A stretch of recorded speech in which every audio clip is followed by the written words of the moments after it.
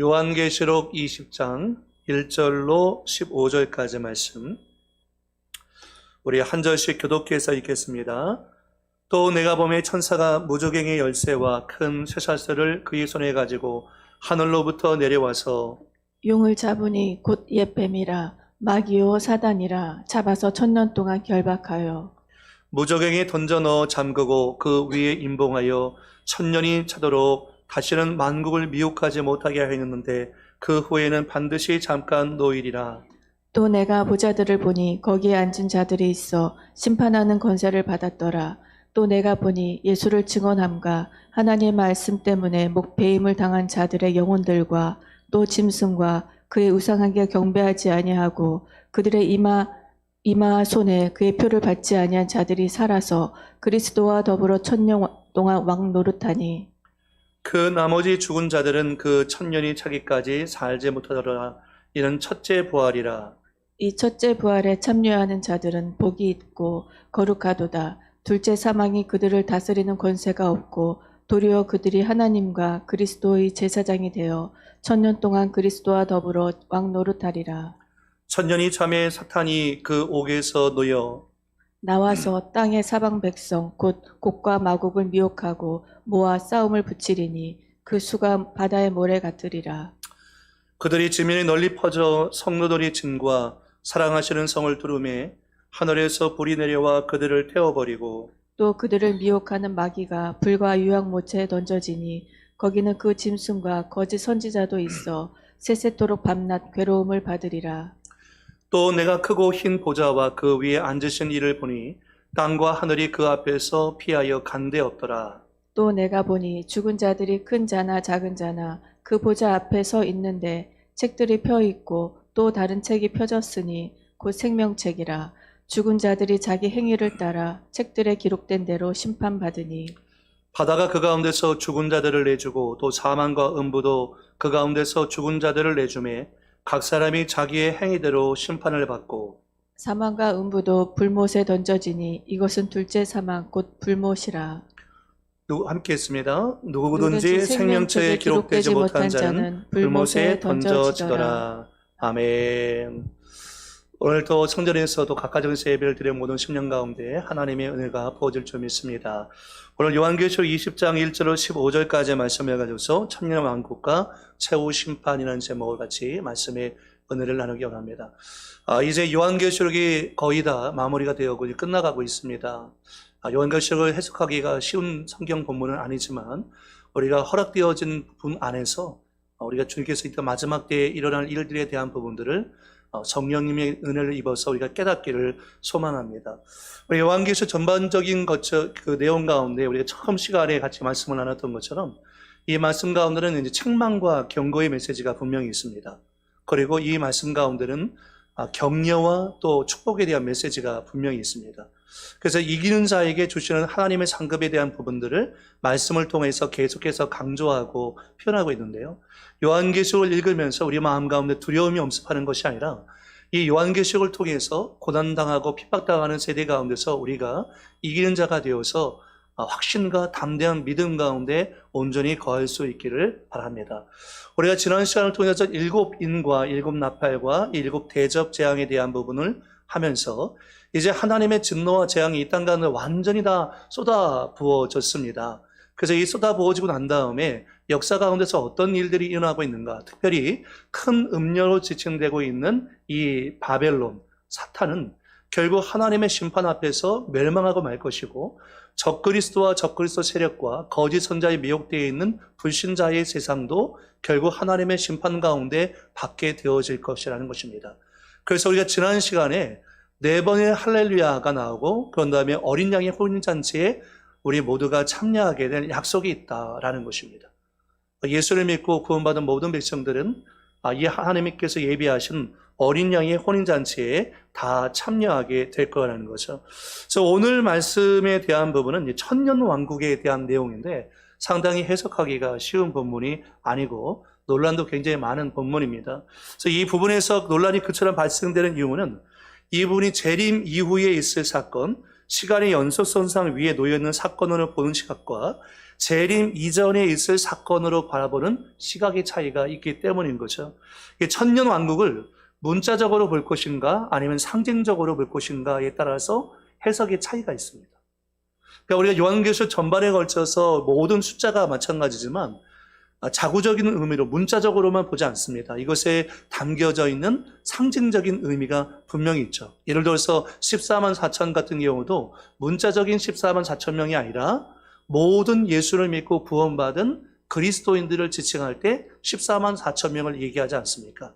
그러니까 천년이라는 숫자도 역시 문자적으로 천년이라고 보는 것보다 이 천년 안에 담겨져 있는 상징적인 의미가 분명히 있다는 거죠. 왜냐하면 10이라는 숫자는 완전수이기도 하고 이 천자라는 자체가 많다라는 것입니다. 그래서 하나님의 정하시고 하나님의 계획과 뜻이 이루어지는 일정 기간을 이 천년 왕국의 기간으로 보는 것이 필요합니다. 그래서 천년 왕국에 대한 이제 두 가지 논쟁점이 첫째가 이제 천년 왕국의 시기에 대한 부분이고 또 하나가 천년이라는 기간에 대한 부분 때문에 해석이 분분합니다. 그래서 천년 왕국의 시기라는 것이 천년 왕국이 예수님께서 재림하신 후에 천년 왕국이 온다라는 쪽에 있고 예수님께서 재림하시기 전에 온다라는 쪽에 있고 또 천년이라는 기간을 문자적으로 이해할 것인가 상징적으로 이해할 것인가에 대한 부분이 있다는 거죠. 우리가 처음 요한계시록 같이 말씀을 나누면서 이게 좀 우리가 온라인으로 하다 보니까 제가 막 칠판을 막 작성하고 써야 되는데 그렇게 하지 못해서 조금 이제 부자연스러운 부분들이 있긴 한데요. 첫 시간에 우리가 요한계시록 종말론에 대해서 같이 나누면서 세 파트로 나눴습니다. 그러니까 전천년설, 후천년설, 무천년설. 상당히 어려운 내용이죠. 크게 보면 이 세 가지가 흐름이 있어요. 전천년과 후천년과 무천년이 있는데 전천년 안에도 역사적 전천년설이 있고 세대주의적 전천년설이 있다는 거예요. 그래서 전천년설은 교회 시대의 마지막에 지상에 범세계적인 7년 대환란이 있고 그 후에 예수님께서 지상에 가시적으로 재림하셔서 땅에 문자적이고 가시적인 천년왕국이 직접적으로 건설되어지고 통치가 이루어진다라고 보는 것이 전천년설이에요. 역사적 세대주의적으로 나는 것은 환란 후 재림이냐 환란 전 재림이냐 라는 것에 대한 차이 때문에 오는 거고요. 후천년설이라는 것은 하나님의 나라가 복음 전파와 성령의 구원 사역을 통해서 현재 전 세계적으로 확장되고 있고 세계는 결국 기독교화 될 것이고 그리스도의 재림은 의와 평화가 지배하는 긴 시기 천년 왕국 말기에 있을 것이라고 보는 견해다라는 거죠. 그래서 이 후천년설도 천년기 후 재림설, 보수주의적 후천년설이 있고 자유주의적 후천년설이 있습니다. 그리고 세 번째가 이제 무천년설이 있는 것인데 이 무천년설이라는 것은 예수님의 초림부터 재림까지의 긴 기간, 그러니까 교회 시대가 바로 천년 왕국 시대라는 것입니다. 그러니까 우리가 지금 이 복음 시대를 살고 있는데 이 복음 시대 자체가 천년 왕국의 시기라고 해석하고 보고 있는 견해가 있다는 거죠. 그게 무천년설입니다. 보통 이 장로교에서 이 무천년설을 가지고 있는데 이제 그림으로 좀 보면 보수주의적 후천년설은 그리스도의 성육신 이후에 신약시대와 천년왕국과 이렇게 천년왕국 후에 예수님의 재림이 있습니다. 이게 이제 보수주의적 후천년설이고요. 넘어가서 보면 여러분이 헛갈릴 수 있으니까 세대주의적 전천년설을 보면요. 세대주의적 전천설이 우리가 가지고 있는 부분인데 이것이 우리가 교리적인 부분이기 때문에 이게 뭐 진리다라고 말할 수 없어요. 그러니까 이런 부분으로 해석하는 부분이 있다는 거죠. 그래서 이제 세대주의적 전천년설에는 환란 전 재림, 신년 대환란이 있기 전에 예수님께서 공중 재림하시고 휴거가 이루어진다. 그리고 7년 대환란 후에 아마겟돈 전쟁이 있고 그 다음에 천년 왕국이 이루어진 다음에 곡과 마곡의 전쟁이 있는 다음에 백보자 심판이 있다라는 부분이고요. 무천년설이라는 것은 신약 시대와 천년 왕국 기간을 같이 봅니다. 그래서 이 복음 시대가 끝나면 7년 대환란이 있고 7년 대환란 후에 그리스도의 재림과 아마겟돈 곡과 마곡의 전쟁이 이루어진 다음에 백보자 심판이 있다라는 견해를 말하고 있는 것입니다. 이런 부분에 대해서 목숨을 걸고 우리가 얘기할 필요가 없어요. 왜냐하면 어거스틴이 말하기를 본질적인 관련해서는 일체를 비본질적인 것에 관해서는 관용을, 그리고 모든 것에 관해서는 사랑으로라고 표현했습니다. 우리가 가장 중요한 것은 예수님께서 다시 오신다라는 것입니다. 예수를 믿는 모든 자에게 예수님을 만날 날이 반드시 존재하고 있다는 것을 말하고 있습니다. 예수님만이 우리 유일한 구원자이시고 예수님께서 반드시 재림하신다. 천국과 지옥이 분명히 있다라는 것이 본질적인 거죠. 그래서 성경은 이에 대해서 분명하게 가르칩니다. 그래서 우리가 비밀 본질적인 것 때문에 너무 목숨을 걸고 혈기를 부릴 일은 없는 것입니다. 그래서 우리 천년 왕국의 성격에 대해서 이제 설명을 할 때 어떻게 성격하냐면, 첫 번째가 사탄이 결박됨으로 이루어진 나라라는 것입니다. 천년 왕국이 사탄이 결박됨으로 이루어지는 것인데, 오늘 말씀 가운데 이제 구체적으로 살펴보게 되어지면 하나님께 대적하다가 하늘에서 쫓겨난 사탄이 사로잡혀갖고 천년 동안 무저갱에 갇히게 된 사실이 나옵니다. 1절로 3절까지인데요. 그러다가 사탄이 무저갱에 갇혀있는 천년 동안 성도들이 그리스도와 더불어서 이 땅에서 왕노로 타는다는 사실이 4절로 6절까지 나옵니다. 그러고 난 다음에 천년 이후에 사탄이 잠시 놓여서 곡과 마곡의 전쟁을 일으키나 역시 예수님 그리스도의 군대에 의해서 패하게 되고, 천년 이후에 사탄이 잠시 놓여 곡과 마곡의 전쟁을 일으키지만 결국 패배하고 난 다음에 그가 영원히 불타는 불못에 빠져버리는 최후 심판을 받게 되어지는 내용이 나오고 있습니다. 그래서 오늘 본문에는 1절부터 4절까지 내가 봄에라는 말이 계속해서 반복되어 나오고 있어요. 사도 요한이 천년 왕국에 대해서 세 가지 환상을 본 것으로, 이 세 가지는 천년 왕국의 특성을 규정짓는 것으로 굉장히 중요한 내용입니다. 먼저 우리가 1절 말씀을 보면요, 또 내가 봄에 천사가 무저갱의 열쇠와 큰 쇠사슬을 그의 손에 가지고 하늘로부터 내려와서라고 얘기합니다. 여기서 무저갱이라는 것은 이제 헬라어로 아비수스라는 표현인데요, 보통 쉽게 얘기하면 바닥이 없는 곳입니다. 그러니까 70인역이라든지 이런 거 보면 10년의 물이나 땅을 가리키는 것인데, 마귀를 가두는 곳이나 음부의 지하 세계를 일컬 때 무저갱이라고, 아비수스라고 표현하고 있습니다. 그래서 이 마귀의 세력이 거하는 처소고, 천년 동안 사탄이 가두어질 공간이 바로 이 무저갱인 거죠. 그런데 이 내가 보면 천사가 무저갱의 열쇠와 큰 쇠사슬을 그의 손에 가지고 하늘로부터 내려왔다. 그러니까 이게 잠시 풀려나서 내려오는데 제한된 모습으로 내려옵니다. 그러니까 새 열쇠와 큰 쇠사슬을 그의 손에 가지고 내려왔다는 거예요. 2절 말씀에 용을 잡으니 곧 옛뱀이요 마귀요 사탄이라, 잡아서 천년 동안 결박하며. 이제 12장 9절 말씀에 동일한 표현이 나오고 있는데요, 여기 용, 옛뱀, 마귀, 사탄 이렇게 표현하고 있습니다. 그래서 용이라는 것은 구약 성경에서 리보야단, 라합, 악어, 뱀 등으로 불리는 것인데, 요한계시록에서는 머리가 7이고 뿔이 10이며 그 머리에는 7 멸관이 있는 하늘의 대적자로서 이 용이 등장하고 있죠. 그리고 옛뱀이라는 표현이 나오는데, 이것도 역시 창세기 3장에서 나오는 아담과 하와를 속이던 뱀을 상징하는 속이는 자를 의미하고 있습니다. 그리고 마귀와 사탄이 나오죠. 마귀라는 것은 디아볼로스라고 되어 있는데, 이 디아볼로스라는 말 자체가 비방하는 자, 이간질하는 자라는 의미를 갖고 있습니다. 그러니까 사탄의 이름 자체가 속이고 거짓말하고 이간질하는 의미가 있어요. 그래서 사탄이 역사하면 부부관계도 깨지고 부모와 자녀의 관계도 깨지고 공동체 안에서 목회자와 성도의 관계도 사탄은 얼마든지 이간질하고, 성도 관계 사이도 이간질해서 공동체를 와해시키려고 하는 것이 사탄의 공격 방법이거든요.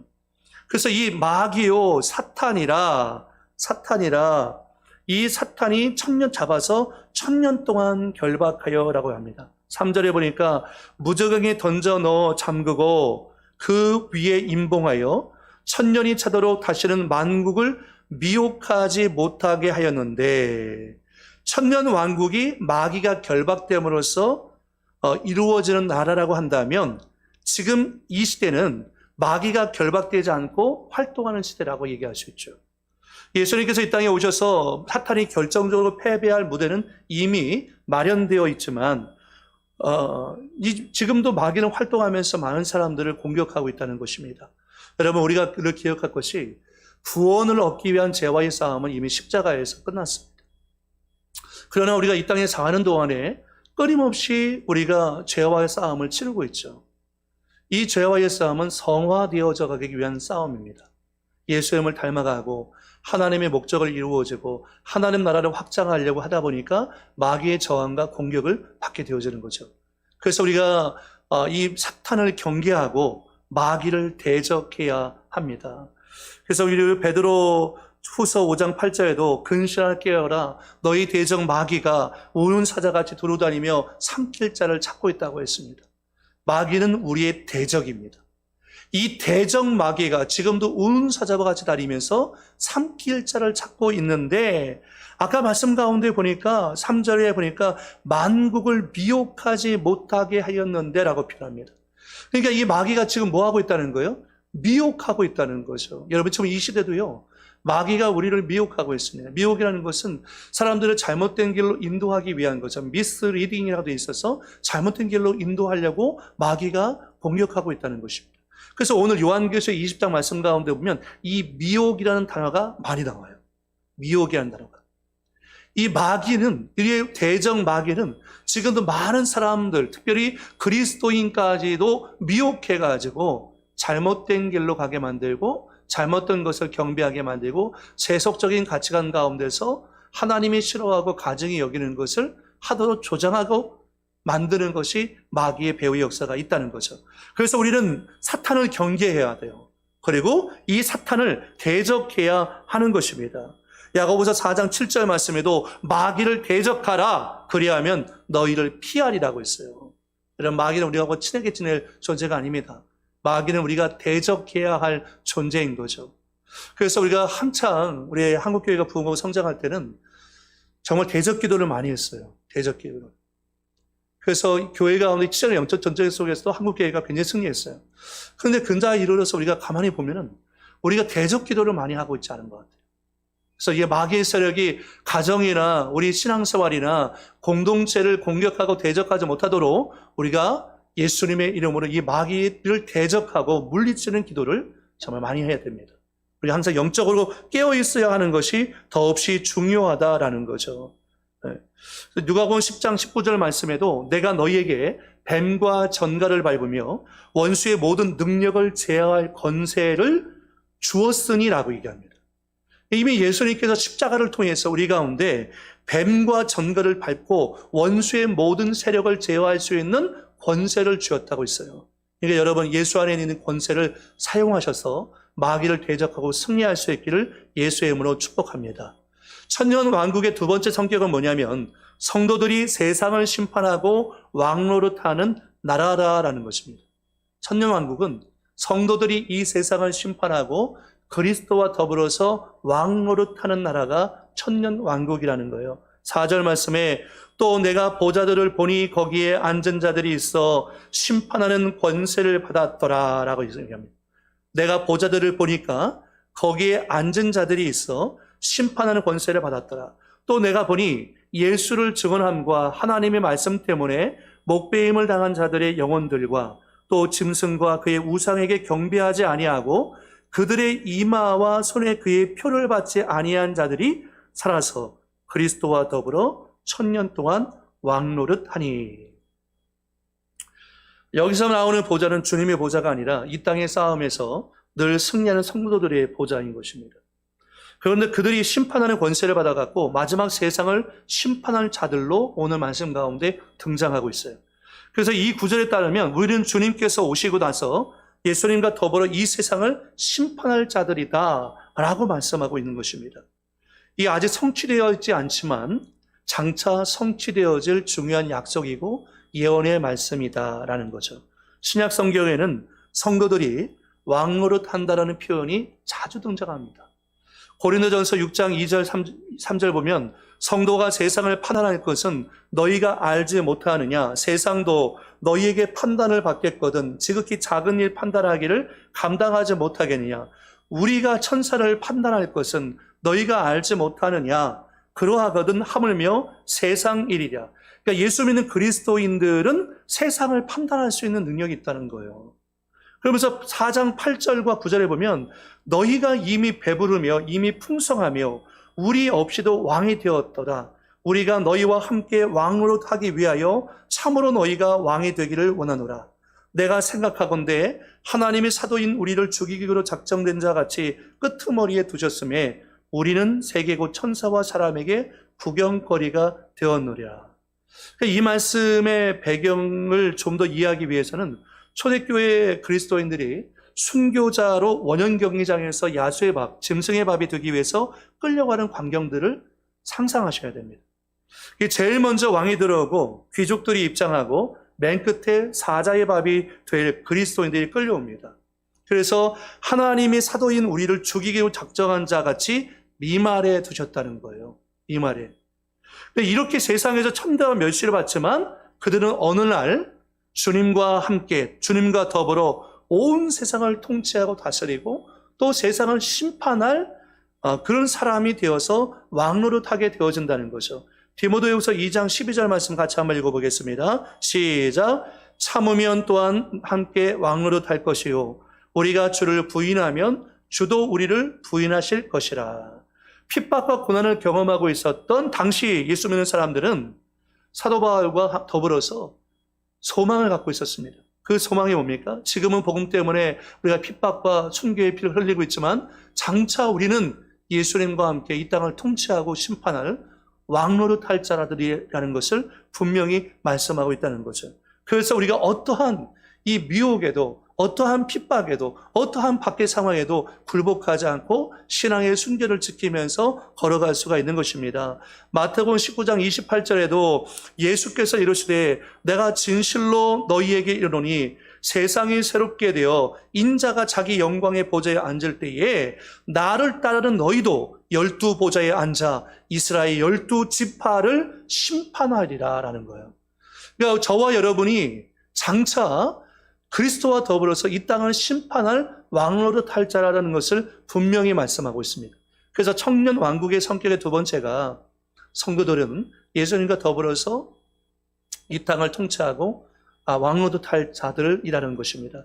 청년 왕국의 세 번째 성격은 뭐냐면 예수님을 위해 고난을 받은 성도들에게 상급으로 예비가 되어 있는 나라다라는 것입니다. 그러니까 저와 여러분을 위해서 고난받는 성도들에게 상급으로 예비되어 있는 나라가 바로 천년왕국의 성격이라는 것입니다.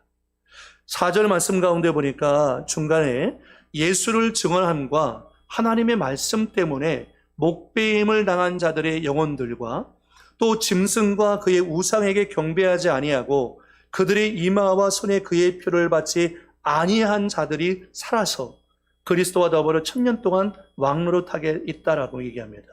그러니까 초대 그리스도인들이 겪었던 고난은 사실 지금도 계속되어지고 있죠. 세계도처에서 많은 사람들이 예수를 믿는 것 때문에 핍박을 당하고 순교의 피를 흘리는 사람들이 너무도 많이 있습니다. 지금도 우리는 이렇게 편안하게 언제든지 예배를 드릴 수 있지만 예배를 드릴 수 없는 사람들이 굉장히 많습니다.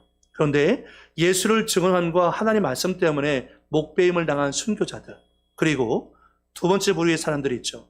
짐승이 누굽니까? 사탄과 적그리스도와 적그리스도의 세력이 있지 않습니까? 이 적그리스도와 그의 우상에게 경배하지 아니하고 이 그들의 이마와 손에 이 적그리스도의 표를 받지 아니한 자, 경배하지 아니한 자들이 그리스도와 더불어서 1000년 동안 왕노릇하게 되어질 것이다 라는 것을 말씀하고 있는 것입니다. 이것이 바로 첫째 부활이라고 선명합니다. 첫째 부활. 이 왕노릇할 사람들이 1000년 동안 다스리고 통치하고 있는데 5절 말씀에 나오는 그 다음에 나오는 표현이 뭐냐면 이들이 다스리고 통치하는 이 상태가 바로 첫째 부활이라는 거죠. 그 나머지 죽은 자들은 그 1000년이 차기까지 살지 못하더라. 여기 나머지 죽은 자들이라는 것은 그리스도를 영접하지 아니하고 하나님을 대적하는 불신자들, 그들은 살지 못합니다. 그러나 앞에 나와 있는 순교를 당하고 그 이마에 표를 받지 아니한 그 짐승을 경배하지 아니한 사람들은 첫째 부활에 참여해서 주님과 더불어 왕노릇하게 되어진 하나님의 사람들이 되어졌다는 거죠. 6절 말씀에 이 첫째 부활에 참여하는 자들은 복이 있고 거룩하다라는 것입니다. 이 첫째 부활에 참여하는 자들은 복이 있고 거룩하다. 이날은 영광스러운 날이기 때문입니다. 천년 왕국에서 하나님의 기업과 영광을 누리고 주님의 놀라운 위로를 받는 때가 바로 이 시기이기 때문이죠. 그래서 이 첫째 부활에 참여한 사람들은 복이 있다고 얘기해요. 둘째 사망이 그들을 다스리는 권세가 없고 도리어 그들이 하나님과 그리스도의 제사장이 되어 천년 동안 그리스도와 더불어 왕노릇하리라. 사실 굉장히 난해하고 이해하기 어려운 부분들이 많이 있죠. 여기에 보면 이제 이 첫째 부활에 참여한 사람들은 둘째 사망을 경험하지 않습니다. 이 둘째 사망을 경험하는 사람들은 누구냐면 첫째 부활에 참여하지 못한 불신자들입니다. 하나님을 대적하고 짐승을 경배했던 사람들, 우상 숭배자들은 결국 둘째 사망, 이 완전한 사망 가운데 그들은 빠지게 될 것이다 라는 것을 말씀하고 있는 거죠. 그래서 요한복음 5장 29절 말씀 가운데 보면요, 선한 일을 행한 자는 생명의 부활로 나가요. 앞에 나와 있는 것처럼 예수의 증언과 말씀을 지키다가 순교를 당한 사람들, 이 짐승과 그 우상에게 경배하지 아니한 사람들은 선한 일을 행한 자는 생명의 부활로 나가서 첫째 부활에 참여합니다. 그러나 악한 일을 행한 자도 부활하긴 합니다. 그런데 그들의 부활은 심판의 둘째 사망입니다. 악한 일을 행한 자는 심판의 부활로 나오리라는 거죠. 주님은 이 두 가지 부활 사이에 존재하는 시간적 간격에 대해서 말씀하시지는 않았지만 요한계시록 20장의 문맥 그대로 자연스럽게 해석하면 시간적인 간격이 분명히 존재하고 있다는 것을 얘기합니다. 천년이 지난 후에 부활할 악인들은 마지막 심판을 위해서 심판의 보좌 앞에 서게 될 것입니다. 생명의 부활인 첫째 부활에 대한 약속은 고린도전서 15장의 약속과도 통하는데요. 여러분, 고린도전서 15장을 부활장이라고 부릅니다. 고린도전서 15장 51절 이하에 보면, 보라, 내가 너희에게 비밀을 말하노니 우리가 다 잠잘 것이 아니요 마지막 나팔의 순식간에 호련히 다 변화되리니 나팔 소리가 나며 죽은 자들이 썩지 아니할 것으로 다시 살아나고 우리도 변화되리라. 비밀이라는 거예요. 그 비밀이 뭡니까? 마지막 나팔의 순식간에 호련히 우리가 다 변화가 되어질 것이라는 것입니다. 다시 살아나고 우리도 변화되는 거죠. 58절에 보니까 그러므로 내 사랑하는 형제들아 견실하며 흔들리지 말고 항상 주의 일에 더욱 힘쓰는 자들이 되라. 이는 너희 수고가 주 안에서 헛되지 않은 줄 아님이라. 부활의 약속이 있기 때문에 사도 바울은 이렇게 말할 수 있었던 것입니다. 부활의 약속은 이 천년 왕국의 비전과 연결되어져요. 그러니까 바울이 부활을 약속하는 이런 편지를 쓴 동기는 당시에 핍박을 받는 성도들이 있었기 때문입니다.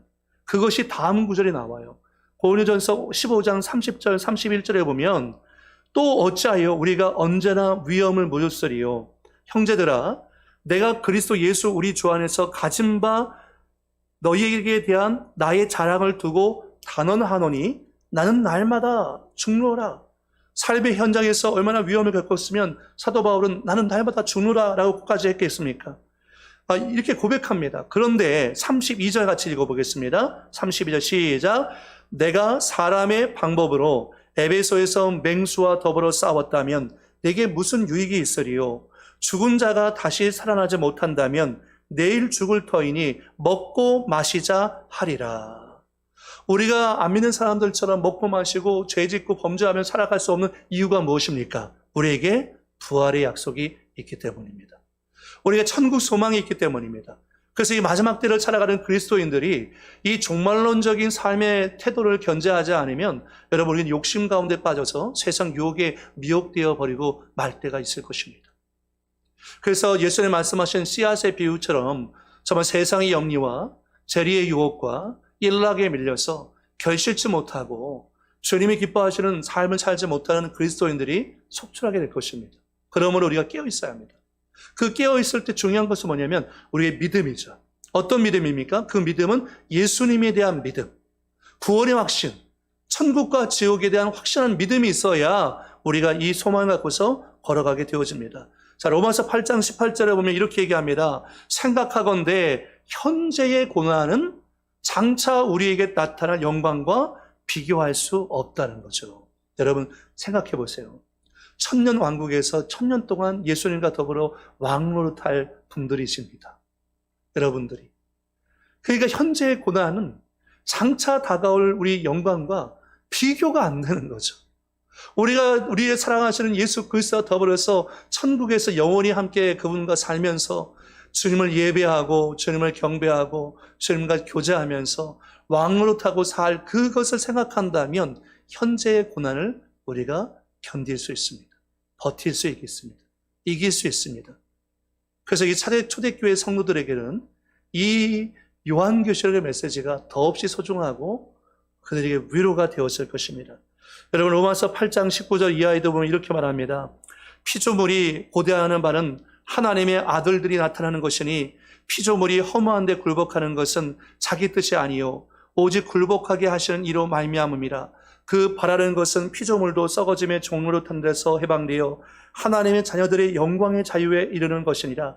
피조물이 다 이제까지 함께 탄식하며 함께 고통을 겪고 있는 것을 우리가 아느니라. 그뿐 아니라 우리 곧 성령의 처음 익은 열매를 받은 우리까지도 속으로 탄식하여 양자될 것 곧 우리 몸의 속량을 기다리느니라. 생존 경쟁과 싸움과 부패와 멸망은 인간에게만 있는 것이 아니라 여러분 자연세계 가운데도 나타나게 되어집니다.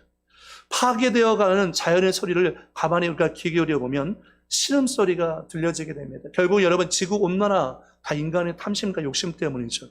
우리 죄 때문이죠. 우리가 이 지구를 이렇게 망가뜨리고 있는 것입니다.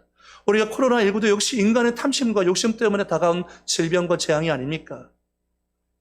그래서 우리가 이와 같은 땅도 탄식하고 인간도 탄식하고 온 만물이 탄식해요.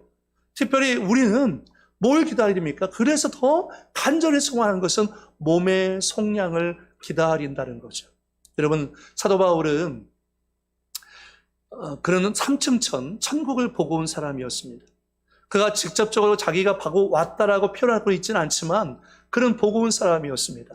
여러분 천국을 보고 온 사람, 이 땅의 삶이 재미있을까요? 천국을 보고 온 사람, 이 땅을 살면서 무슨 생각할까요? 아마 천국만 생각할 것입니다. 그날이 그렇게 기다려질 것입니다.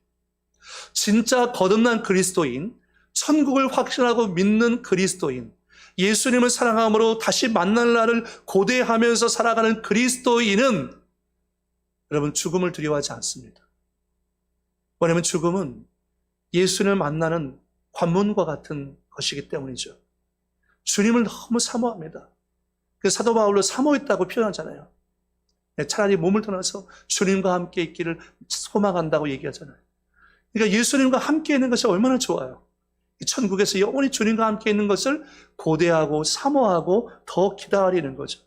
여러분 천국은 어떤 곳입니까? 우리가 온전히 다 표현하고 이해할 수 없지만 이사야서 11장 6절 이하에 보니까 그때에 이리가 어린 양과 함께 살며 표범이 어린 염소와 함께 누우며 송아지와 어린 사자와 살찐 짐승이 함께 있어 어린 아이에게 끌리며 암소와 곰이 함께 먹으며 그것들의 새끼가 함께 엎드리며 사자가 소처럼 풀을 먹을 것이며 젖먹는 아이가 독사의 구멍에서 장난하며 젖된 어린아이가 독사의 굴에 손을 넣을 것이라.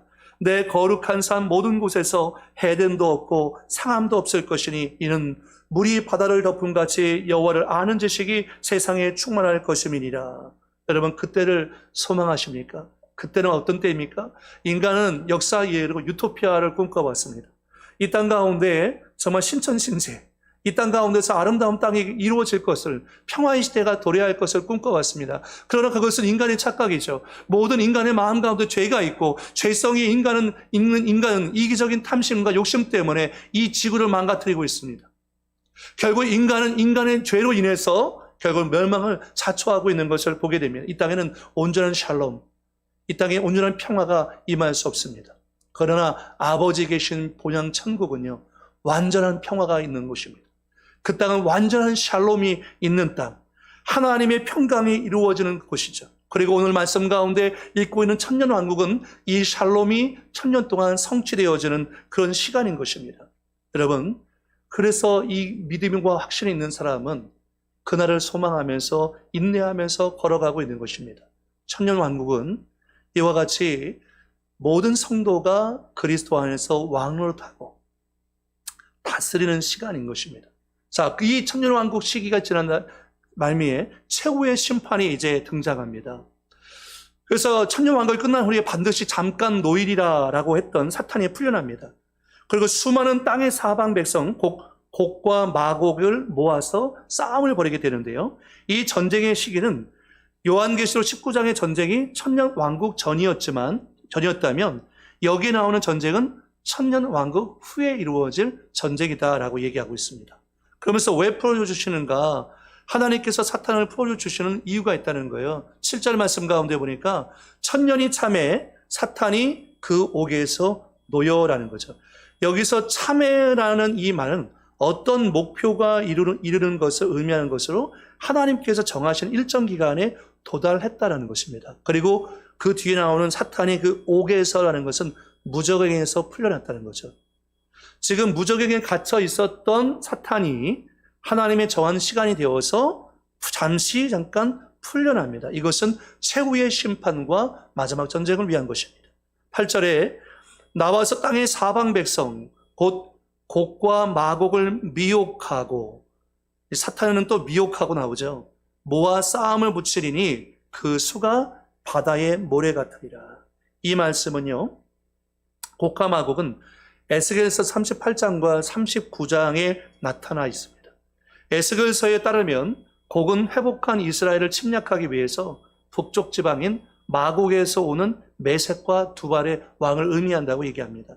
그러나 여기 말씀은 시편에서 하나님과 메시아를 대적하는 열방들로 지칭하고 있는 거죠. 그래서 지금 이 사탄의 유혹과 미혹에 넘어가서 하나님과 구원받은 그의 백성들을 대적하기 위한 일어난 모든 사람을 지칭해서 이 사람들을 의미하고 있는 것입니다. 그러니까 하나님과 구원받은 그리스도인들을 대적하고 싸우기 위해서 나오는 그 사람들을 얘기하고 있는 거죠. 이 천년 왕국 기간 동안 이 사람들이 존재했다라는 것입니다.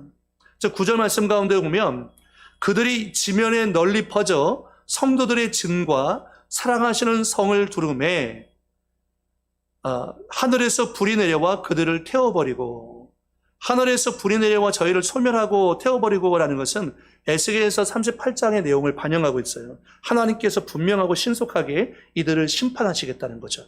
사탄과 대적자들은 결국 하나님의 심판에 의해서 전쟁을 일으키기도 전에 하나님의 불심판을 받아가지고 멸망을 당하게 될 것이라는 것입니다. 10절 말씀에 또 그들을 미혹하는 마귀가 불과 유황못에 던져지니 거기는 그 짐승과 거짓 선자도 있어 세세토록 밤낮 괴로움을 받으리라. 요한계시록 20장을 읽다가 천년이 참에 사탄이 그 옥에서 놓여, 그래서 우리가 이해가 잘 안 되어집니다. 그런데 여기 말씀 가운데 보니까 그 다음에 나오는 것이 최후의 심판이 나와요. 그러니까 마지막으로 영원한 나라가 전개되기 전에 이 사탄이 잠깐 풀려가지고 하나님의 최후 심판을 받아서 영원한 불못, 불과 유황못에 타지는데 죽지는 않고 세세토록 밤낮 고통만 당하는 곳입니다. 원래 이 지옥은요, 앞에 나와 있는 무적의간 아비수스라는 헬라어고 뒤에 나오는 지옥이라는 것은 하데스를 의미하고 흰놈의 골짜기를 상징하고 있습니다. 왜냐하면 흰놈의 골짜기라는 곳이 어떤 곳이냐면 이스라엘 백성 가운데 밀곰, 말감이라는 우상이 있었어요. 가나안 우상이었죠. 암몬 족속의 우상이었는데 거기 인신제사가 있었습니다. 인신제사. 자기의 맏아들을 그 번제로 드리면 나머지 자식들이 복을 받는다는 하나님께서 정말로 가증히 여기시는 인신제사였어요. 그런데 이런 인신제사가 이스라엘 사람들도 했던 거죠. 인신제사를. 그래서 그 인신제사를 드렸던 그 장소가 나중에는 우상들을 불태우고 쓰레기 소각장이 됩니다.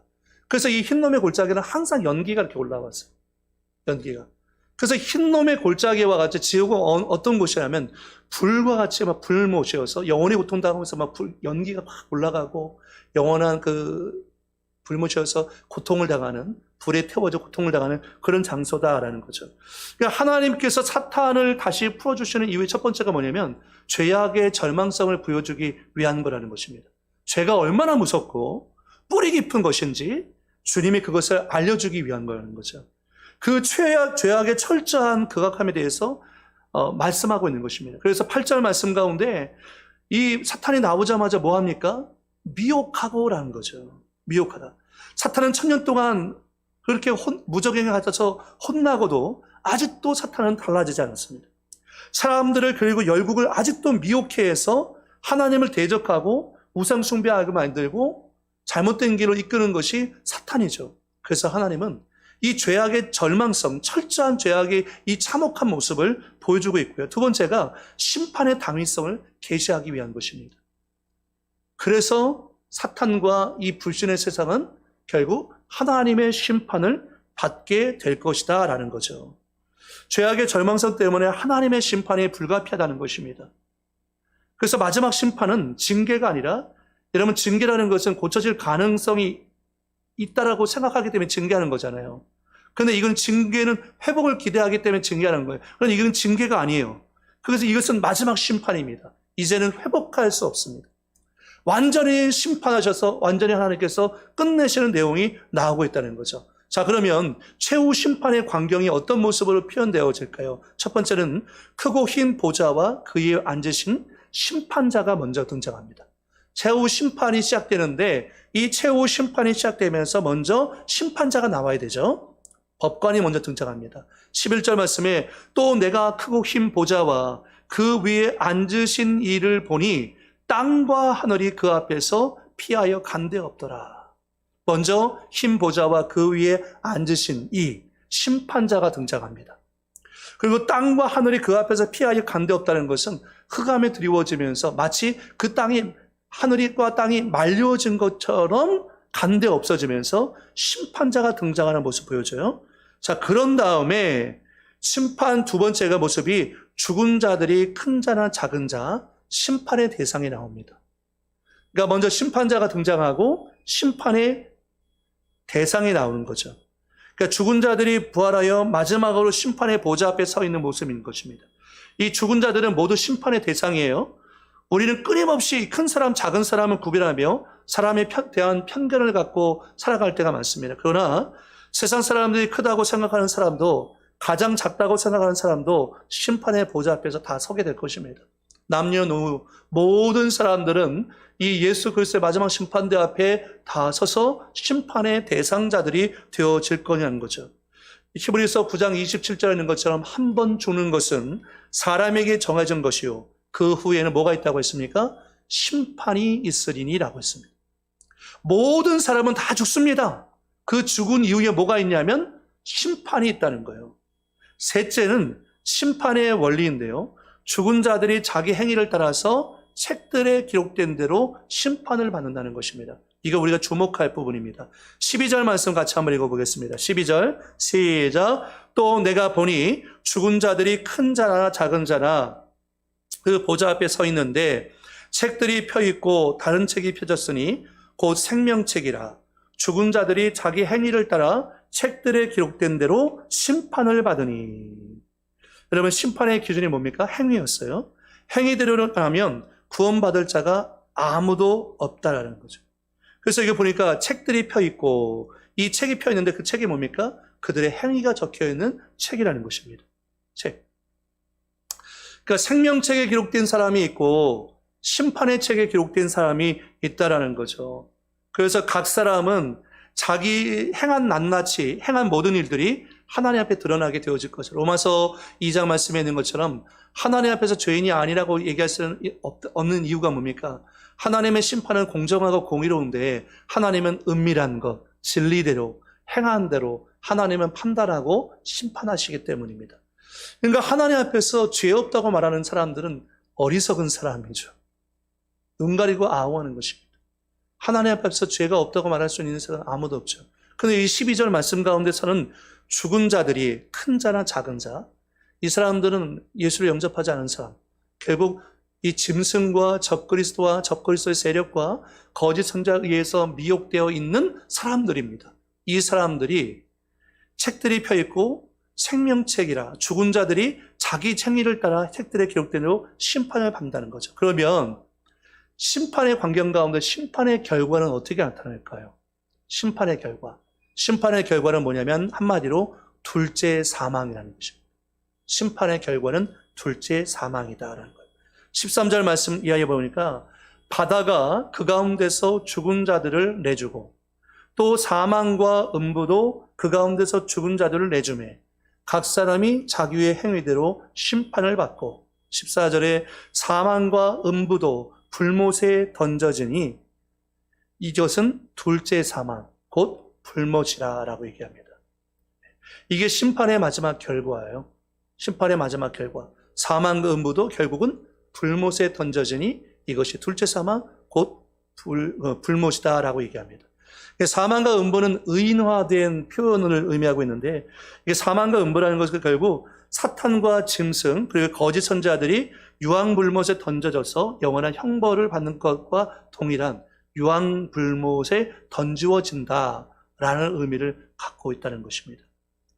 그래서 그들이 원래 만든 이 불못은 사탄을 위해서 만들어진 장소거든요. 그래서 이 사탄을 위해서 만들어진 이 장소에 결국 사탄은 둘째 사망 가운데서 완전한 심판 가운데 불못에 빠져지게 되어진다는 것입니다. 이 둘째 사망의 자리에서 사탄은 어떻게 되냐면 10절에 보니까 그들을 미혹하는 마귀가 불과 유황못에 던져지니 거기는 그 짐승과 거짓 선자도 있어요.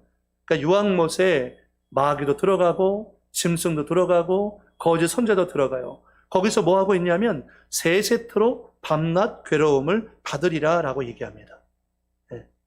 세세토록 밤낮 괴로움을 받으리라. 이게 마귀가 들어갈 장소인 거죠. 마태복음 25장 41절 말씀에도요. 또 왼편에 있는 자들에게 이르시되 저주를 받은 자들아 나를 떠나 마귀와 그 사자들을 위하여 예비된 영원한 불, 이게 아까 나와 있던 둘째 사망 불못을 얘기합니다. 이 영원한 불못에 들어가라 라고 얘기하죠. 들어가라 얘기하죠.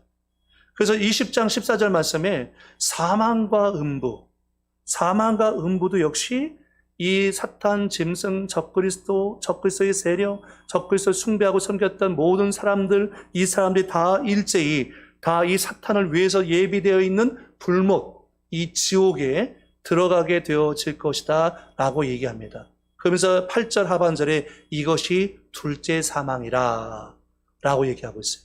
이것이 둘째 사망이라. 15절 말씀에도 보니까 누구든지 생명책에 기록되지 못한 자는 다 이 둘째 사망인 불못에 던져지리라 라고 말씀하고 있어요. 이 구절 자체가 얼마나 절망적인 이야기입니까? 이 한 종류의 사람들은 심판에서 예외적일 것이라고 밝히고 있는데 생명책에 기록된 사람들이죠. 어린 양을 섬기고 있었던 예수를 믿고 구원받은 그리스도인들은 생명책에 기록된 대로 오른쪽으로 가고 이 불신자들 결국 적그리스도를 숭배하고 있었던 이런 짐승을 숭배하고 있었던 사람들은 영원한 불못에서 밤낮 고통을 받게 되어질 거라는 것입니다. 요한계시록 20장 12절 말씀 가운데 보니까 이게 나오죠. 책들이 펴있고라는 표현이 있어요. 이 책들이라는 것이 한 권의 책이 아니라 복수형이지 않습니까? 그러니까 이게 다른 책이 있다는 거죠. 그러니까 이 죽은 자들, 그러니까 불신자들을 위한 심판의 책이 존재하고 그리고 예수를 믿고 있는 사람들의 이름을 적어놓은 생명의 책이 존재하고 있다는 거죠. 심판의 책이 있는가 반면에 생명의 책이 있다는 거죠. 그렇게 보면 성경에 보면 두 가지 종류의 책이 분명히 존재하고 있는 것입니다. 창세기 5장 말씀 가운데 보면 아담의 족보가 나오는데요. 아담의 계보가 이러하다라고 얘기하면서 거기는 뭐라고 얘기하냐면 낳은 후 자녀를 낳았으며 결국은 아담의 족보의 창세기 5장에서는 죽었더라라고 표현합니다. 아담의 족보는 죽었더라라고 나오고 있어요. 그러니까 아무리 오래 살아도 그들은 결국 다 한결같이 어떻게 되었냐면 죽었다라는 거죠. 40년을 살든 70년을 살든 그 사람은 뭘 했든지 간에 결국은 다 죽었더라라고 한 줄로 요약할 수 있다는 것입니다. 그런데 아담의 족보와 대단히 대조적인 하나의 족보가 있어요. 마태복음 1장에 나오는 아브라함과 다윗의 자손 예수 그리스도의 족보인데요. 거기에는 죽었더라가 강조된 것이 아니라 낳고가 강조되어 있습니다. 낳고. 대조적인 거죠. 낳고. 그러니까 인간의 역사 가운데 불신의 역사는 결국 죽음의 역사죠. 그러나 예수 안에 있는 사람들은 생명의 역사, 은혜의 역사를 우리가 살고 있는 것입니다. 그러니까 심판의 책이 있는가 반면에 생명의 책이 분명 존재하고 있다라는 거죠. 로마서 5장 12절 말씀 가운데 보니까 그러므로 한 사람으로 말미암아 죄가 세상에 들어오고, 여기서 말하고 있는 한 사람 누굽니까? 아담이죠. 한 사람 아담을 통해서 모든 인류가 죄 가운데 묶여가지고 사망이 모든 사람에게 이르러서 모든 사람이 둘째 사망과 같이 불못에 빠져질 그런 처지에 놓여 있다라는 거죠. 5장 17절의 말씀 가운데 보니까 한 사람의 범죄로 말미암아 사망이 그 한 사람을 통하여 왕노릇하였은즉 더욱 은혜와 의의 선물을 넘치게 받은 자들은 한 분 예수 그리스도를 통하여 생명 안에서 왕노릇하리로다. 예수를 믿지 않은 사람들은 사망의 왕노릇하는 삶을 살고 있지만 사망의 지배를 받아요. 그래서 여러분, 믿는 사람들의 마음 가운데 근본적인 두려움이 있어요. 그 근본적인 두려움이 뭡니까? 바로 죽음에 대한 공포예요. 죽음에 대한 공포. 아무리 좋은 집에 살고 좋은 음식을 먹고 좋은 옷을 입고 산다 할지라도 그들의 마음 가운데는 이 죽음에 대한 공포가 자리 잡고 있어요. 그러나 예수를 나의 구주로 영접하고 진정으로 거듭난 그리스도인은요, 이 죽음의 공포를 그리스도 안에서 해결받은 사람입니다. 그래서 믿는 사람은 사망의 왕노릇하고 통치하고 지배하고 있지만 예수를 믿고 있는 사람은 영생, 생명이 그를 지배하고 통치하고 다스리고 있다는 거죠. 고린도전서 15장 21절 이하에 보니까 사망이 한 사람으로 말미암은지 죽은 자의 부활도 한 사람으로 말미암은도다.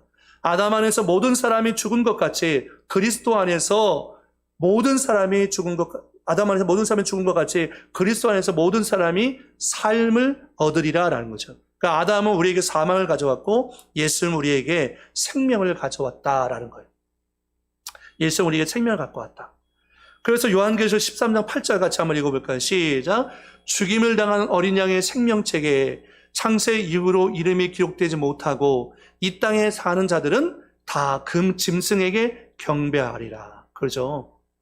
생명책에 기록되지 않은 사람들은 결국은 창세 이후로 기록되지 않은 그 사람들은 어떻게 합니까?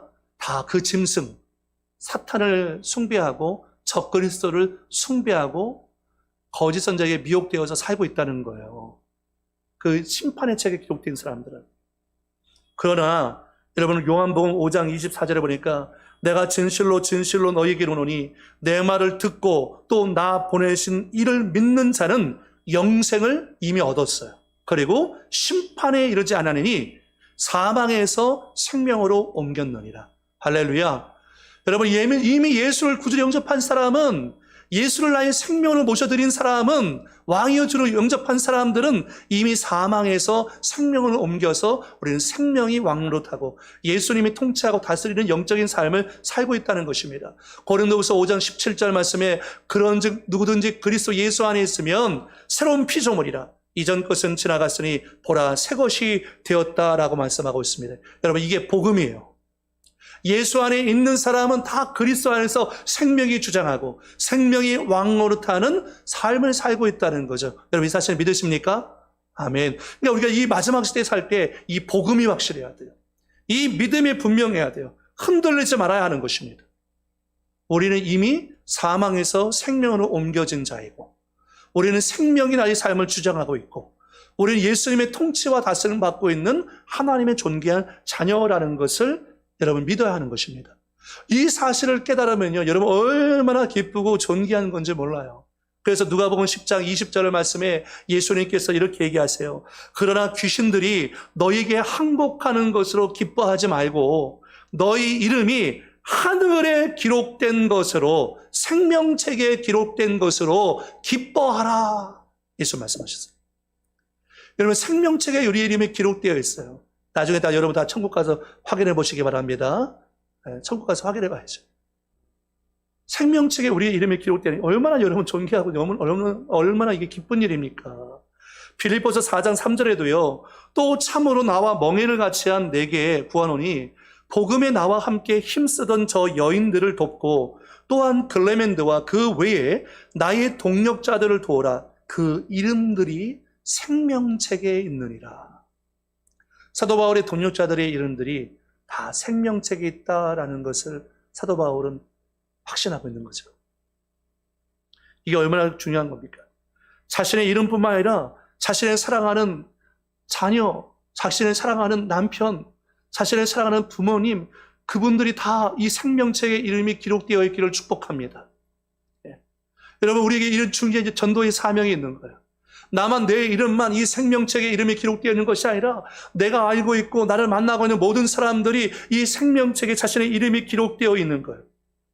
이게 얼마나 우리에게 중요한 영적인 책임이며 사명입니까? 그래서 사도 바울은 내가 복음을 전하지 않으면 내게 화가 있다고 얘기했어요. 뭐냐 하면 이 생명의 책과 심판의 책이 분명히 있는데, 죽음 이후에 심판이 분명히 있는데, 나는 그것을 믿고 알고 있는데 모르는 사람에게 이것을 알리지 않는다면 나에게 화가 있을 것이다 라고 사도 바울은 고백하고 안타까이 여겼던 것을 보게 되어집니다. 그러므로 여러분, 전도는 우리가 왜 하게 되어집니까? 결국은 이 심판의 책이 있다는 것을 우리가 믿기 때문에 그래요. 영원한 사망이 있기 때문에 그래요.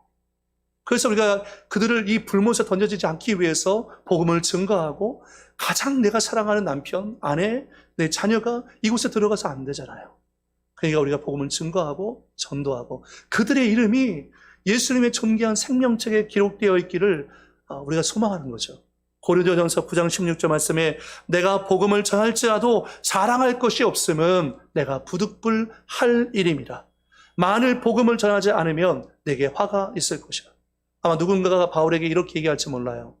아니, 그 정도 1차 전도 여행하고 2차 전도 여행 그 정도 하면 많이 했지 않냐고. 그렇게 로마까지 가야 되냐고.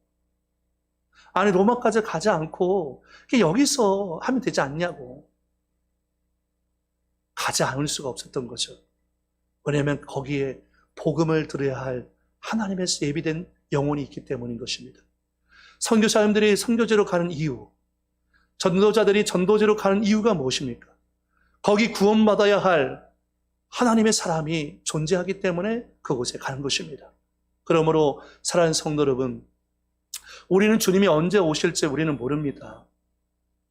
그렇기 때문에 우리가 항상 영적인 삶 가운데서 깨어 있어서 바라고 소망하기는 우리 이름만 이 생명책에 기록되어서 이 기쁨의 잔치에, 어린 양의 혼인잔치에 참여하는 것이 아니라 우리 가족들 모두, 그리고 우리 지인들 모두, 우리 순복음은혜교회에서 신앙생활하는 모든 그 성도들 모두가 다 이 생명책의 이름에 기록되어서 그날의 어린 양의 혼인잔치에서 함께 주님을 예배하고 찬양하는 역사가 일어날 수 있기를 예수의 이름으로 축복을 드리겠습니다.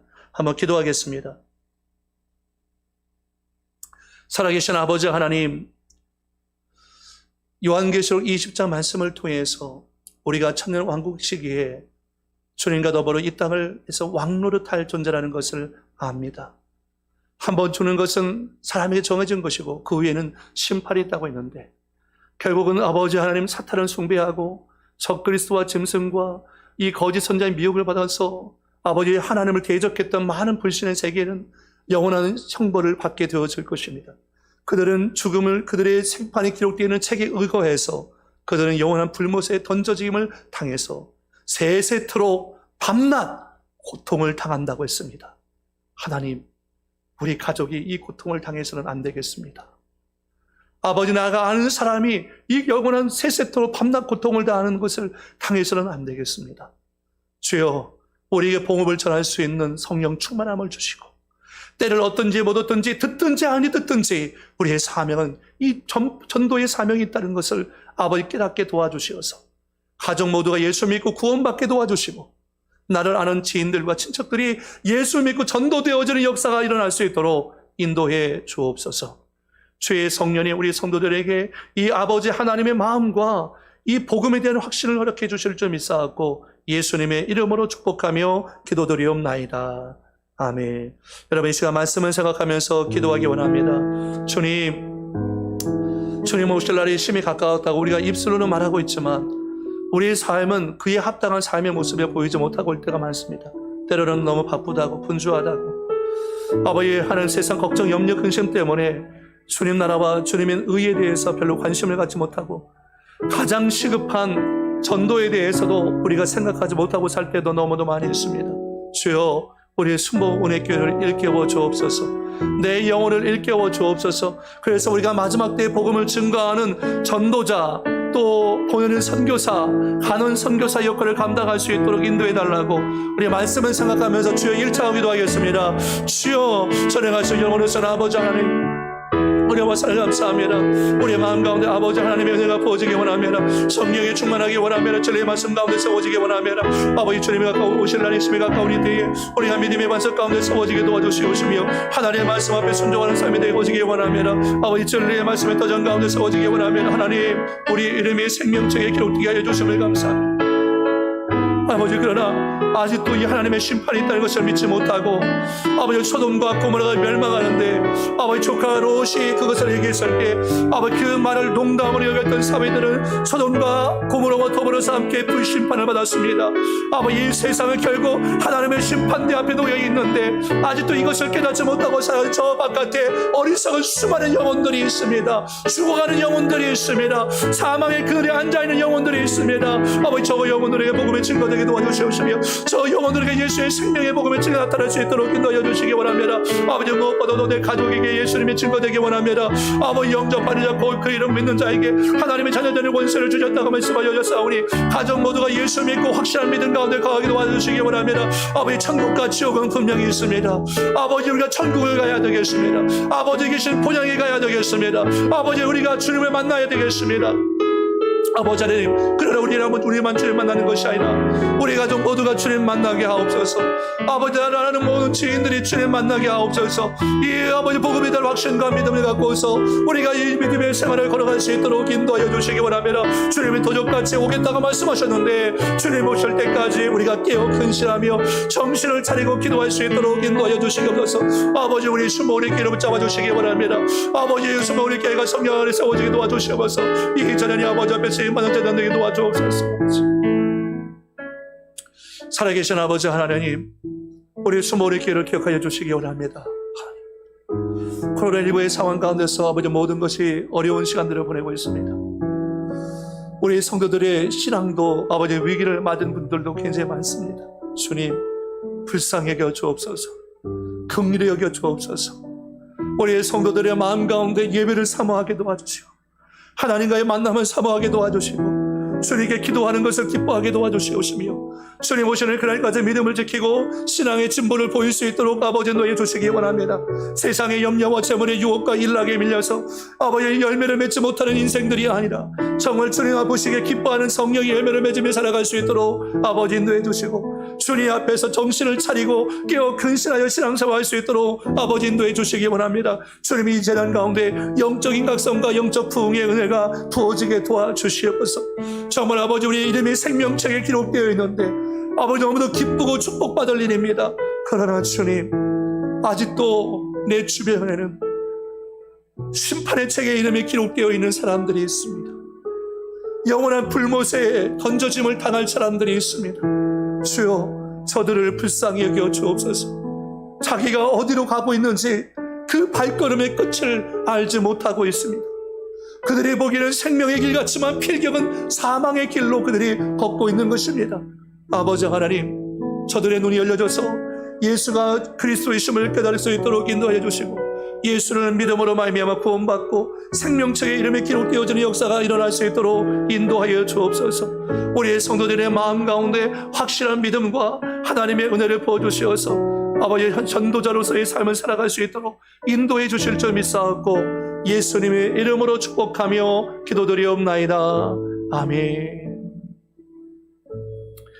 이제는 우리 주 예수 그리스도의 만하신 은혜와 아버지 하나님의 크고 극진하신 사랑과 보혜사 성령님의 내주 감화감동 충만 인도 위로하심의 역사가 생명의 말씀을 붙잡고 믿음으로 나아가는 사랑하는 모든 성도들과 가정과 범사 위에 이제부터 영원토록 함께 있을지어다. 아멘.